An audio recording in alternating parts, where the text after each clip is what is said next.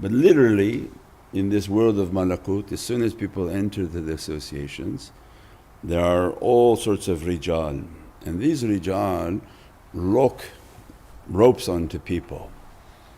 If you could see them, you would see all the people have a lock with a tether to the shaykh.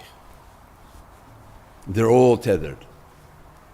And that's why Allah gives in Qur'an, ittasimu bihablillah wa tafarraq. Hold firm to that rope of Allah. Why? Because they locked you. And we said before, habl is hub with a lam.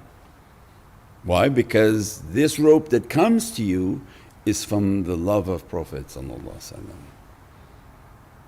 and through the tongue of Sayyidina Muhammad, to the tongue of all the shaykhs, to the tongue of whom represent them, is a faiz, an emanation flowing.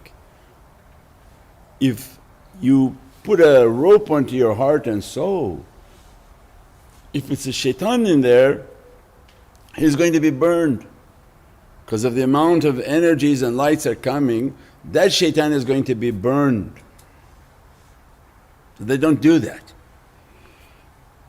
And if the intention is bad and their actions are bad and they do very bad things but still come into these associations, they have a horrific difficulty. And so many interesting stories from that, where people would wear the ta'weez and they would go here, they would go there, and everything would be upside down, flipped upside down, just horrific stuff. Because you take a lot of positive beings everywhere you go. You can't take those positive beings and go back to something bad, because there's going to be a big spiritual battle. So there was particular people that were putting the ta'weez and they were going into very forbidden places, and everything in that place would start to flip upside down. Why? Because spiritual beings are coming into a forbidden place with shayateen, and immediately they begin to fight them, and everything flipped up down, everything breaking, knives and glasses being thrown.